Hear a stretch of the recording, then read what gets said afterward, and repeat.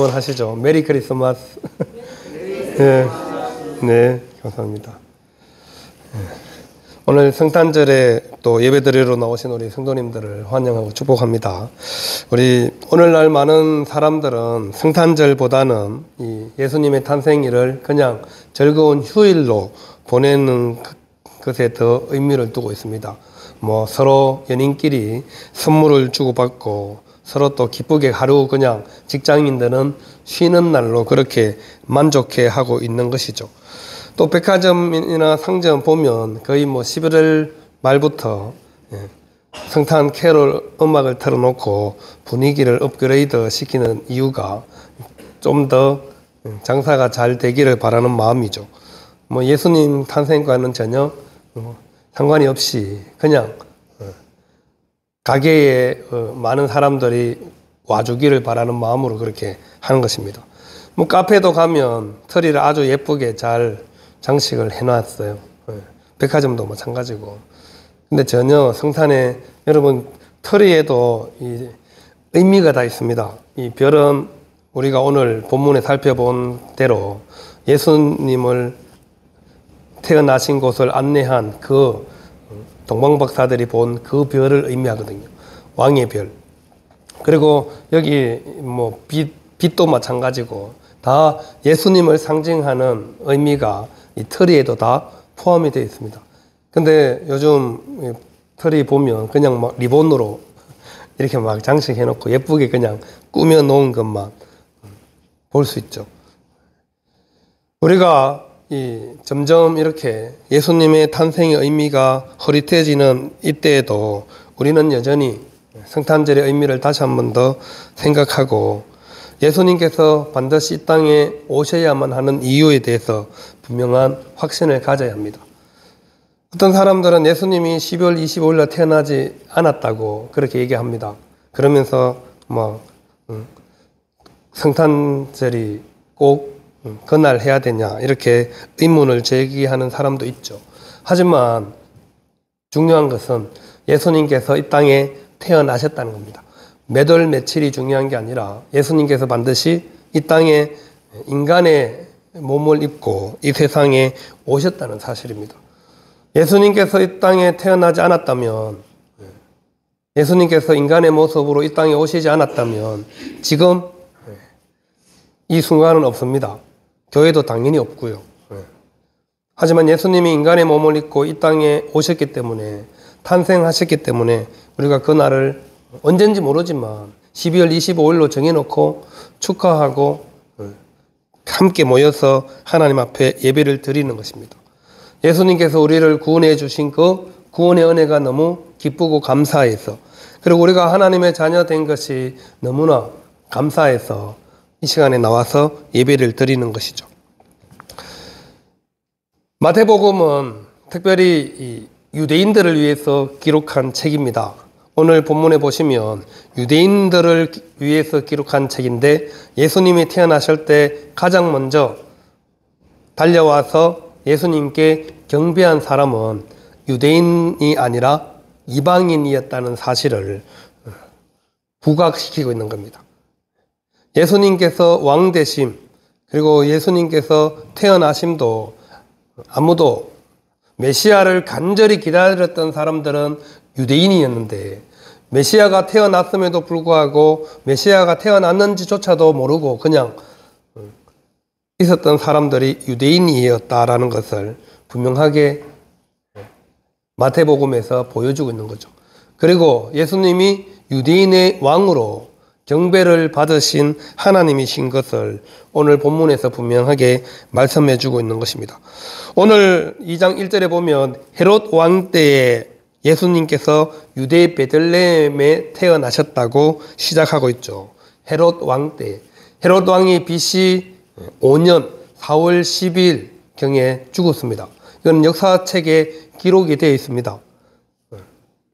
그러면 예수님은 헤롯이 왕 때에 태어났으니까 그 전 BC 4년 12월경이나 1월경쯤에 어느 날에 태어났겠죠. 근데 언제 태어났는지 성경은 예수님의 날짜를 기록하고 있지 않습니다. 얼마나 다행이에요. 아마 그 날이 아마 오히려 예수님보다 더 부각되었을지도 모릅니다.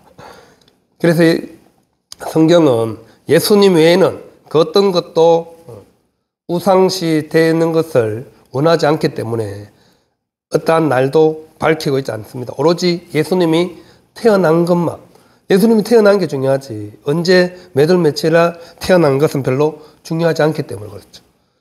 예수님이 땅에 태어나신 것이 가장 중요한 것입니다. 그것도 하나님이신데 인간의 몸을 입고 인간으로 이 땅에 여자의 몸에서 태어나셨다는 사실이죠. 그래서 그때가 언제냐?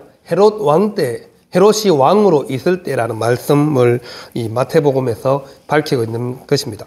그때 동방으로부터 박사들이 예루살렘으로 찾아왔습니다.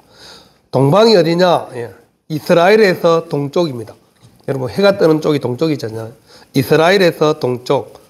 많은 학자들이 이스라엘에서 동쪽에 천문학이 발달되어 있고 별을 열심히 관측하는 나라 이 바벨론으로 그렇게 추측을 하고 있습니다. 가장 유력한 나라가 바벨론이라는 거죠. 거기서 별을 관찰하는 점성가들이 바로 이 동방으로부터 온 박사들입니다. 하늘의 별을 보고 뭘 하는 사람이에요? 점을 치는 사람들이죠. 별을 보고 사람의 이 내일을 그리고 운명을 알아맞히는 그것을 연구하는 사람들이 바로 동방으로부터 온 박사들입니다. 이 동방으로부터 온 박사들이 뭘 봤어요? 별을 봤죠. 큰 별을 보고 그 별이 또 움직이는 것을 보고 그 별을 따라서 어디로 왔어요? 예루살렘으로 온 것입니다. 그래서 2절에 보면 이 예루살렘에 찾아와서 헤롯 왕에게 이렇게 말합니다. 유대인의 왕으로 나신 이가 어디 계시냐? 유대인의 왕으로 나신 이가 어디 계시냐? 이방에서 박사들이라고 찾아왔는데 유대인의 왕으로 나신 이가 어디 계시냐 물어보니 예루살렘에 있는 헤롯 왕이 그 말을 듣고 어떻게 반응했겠어요? 그러면서 하는 말이 우리가 그에게 경배하러 왔다 이렇게 말씀하고 있죠. 유대인의 왕으로 나신 이가 어디 있냐? 우리가 지금 멀리 동방으로부터 그에게 경배하러 왔다. 그래서 지금 예루살렘에 찾아온 겁니다. 이스라엘의 수도가 예루살렘이니까. 외국인들이 관광을 오면 거의 수도로 옵니다. 수도. 가장 큰 도시이기도 하고 그 나라에서 제일 볼 게 많은 곳이 수도이기 때문에. 우리나라도 외국인들이 오면 제일 먼저 어디로 오겠어요? 물론 제주도도 많이 가지만 서울로 옵니다. 서울로. 서울이 아주 볼거리가 많기 때문에 서울로 많이 오죠. 동방으로부터 온 박사들이 당연히 예루살렘에 찾아와서 헤롯 왕에게, 외국이니까 왕에게 직접 물어보는 게 제일 확실하잖아요. 근데 왕에게 물어봤는데 왕이 모르는 거죠. 오늘 본문 3절에 보시면 헤롯 왕과 온 예루살렘이 듣고 어떻게 반응했어요? 소동한지라. 많이 당황했고 놀래가지고 온 예루살렘이 발칵 뒤집어졌다는 말입니다. 헤롯 왕이 유대인의 왕인데 지금 유대인의 왕이 태어났다고 하니까 헤롯 왕이 얼마나 깜짝 놀랐겠어요. 근데 이 헤롯은 유대인 출신 왕이 아닙니다. 이두메 출신 왕이거든요. 그러니까 늘 자기가 혹시나 유대인들에게 로마로부터 왕으로 승인을 받아서 지금 유대의 왕으로 있긴 하지만 언제 유대인들에 의해서 쫓겨날지 몰라서 늘 조바심이 많아서 안절부절하고 있는데 갑자기 동방으로부터 박사들이 찾아와서 유대인의 왕이 나셨는데 그거 어디 있냐? 우리가 그에게 경배하러 왔다 하니까 얼마나 놀랐겠어요. 헤롯 왕이 드디어 올 것이 왔나? 이렇게 생각했겠죠. 그리고 헤롯은 그것뿐만 아니라 뒤에 이제 그들이 사람들을 불러서 바로 왕이 대제사장과 서기관들을 부르죠. 그러면서 그리스도가 어디서 나겠느냐 물어봅니다. 여러분 이렇게 물어보는 이유가 뭐겠어요? 이미 유대인들 그리고 헤롯 왕 구약의 예언을 다 알고 있다는 겁니다. 메시아가 오실 거다라는 사실을. 근데 그분이 태어났다고 하니까 대제사장들, 백성의 서기관들 불러서 그리스도가 어디서 나냐 물어보는 거죠. 그러니까 바로 대답해 주죠.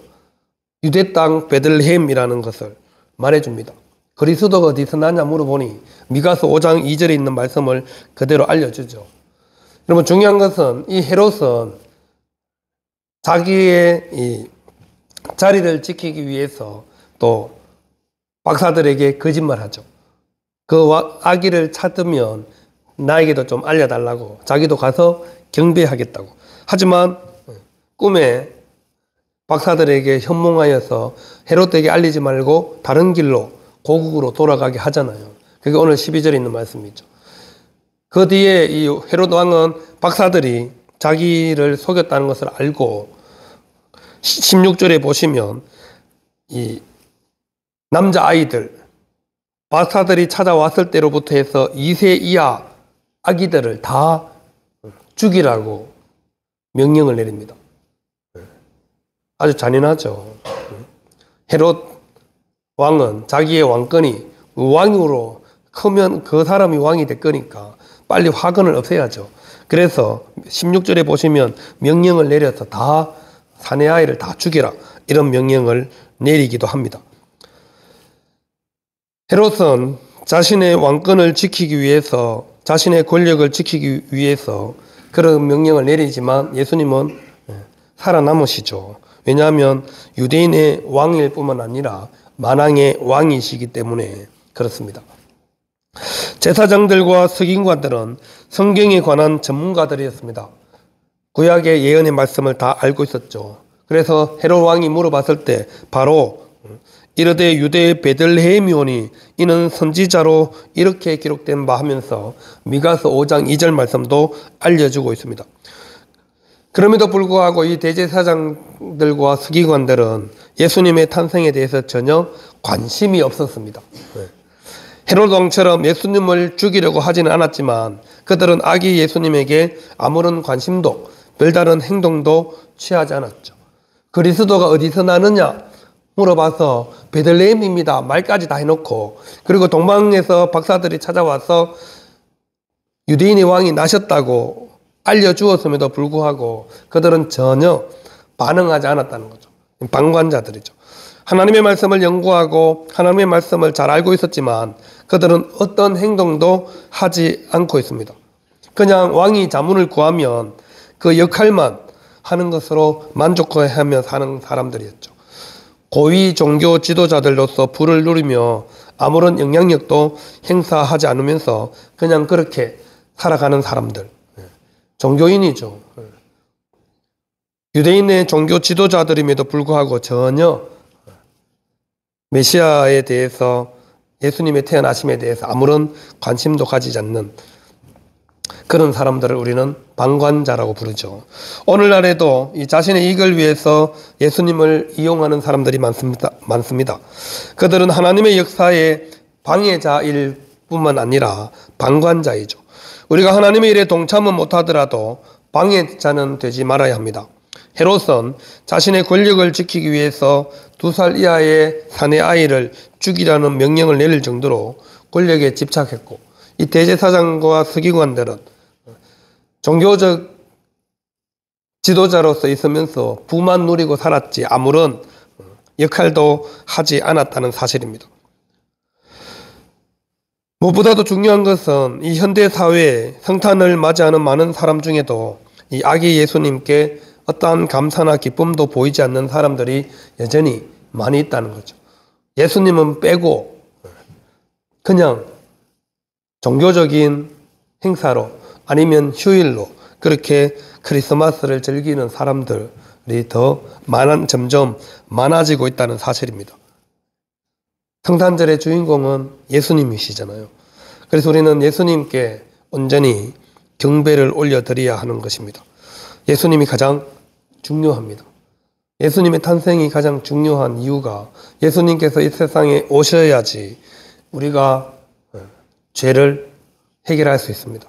예수님께서 오셔서 십자가에 죽으시고 또 부활하셔야 모든 것이 하나님이 원하시는 대로 이루어지기 때문에 그렇습니다. 그래서 온전히 그 예수님께만 경배와 찬양을 올려드리는 것이죠. 하지만 불순한 세력들은 그것에 전혀 관심이 없었습니다. 헤롯 대왕은 말할 것도 없고 대제사장과 서기관들도 다를 바가 전혀 없었습니다. 그냥 구약의 예언의 말씀, 성경을 잘 아니까 물어보면 대답해 주는 일로 만족하고 살았죠. 우리는 형식적인 종교에 빠지면 전혀 예수님께 집중할 수가 없습니다. 그냥 주일이니까, 예배 시간이니까 교회 와서 그냥 1시간 예배 드리다가 돌아가면 아무런 생각도 하지 않고 그냥 일상을 살아가면 우리는 이 헤롯 대왕이나 당시 종교 지도자들과 별 다를 바가 없는 사람들이라는 거죠. 예수님은 기독교의 핵심입니다. 예수님이 태어나시고 또 십자가에 죽으시고 부활하심으로 말미암아 우리가 죄인에서 의인으로 하나님의 자녀로 천국 백성으로 살아갈 수 있게 되었기 때문입니다. 어떤 사람들은 성탄절이 중요하냐 부활절이 중요하냐 물어보죠. 둘 다 중요합니다, 여러분. 성탄절도 중요하고 부활절도 중요하고 어느 것이 더 중요하다 말할 수가 없습니다. 하나님의 영광, 십자가가 중요합니까? 영광이 중요합니까? 물어보거든요. 십자가 없으면 영광도 없습니다. 앞에 게 있으니까 뒤에 게 있는 거죠.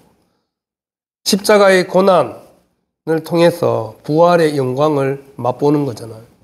십자가의 죽음 때문에 부활이 더 영광스러운 것인 거죠.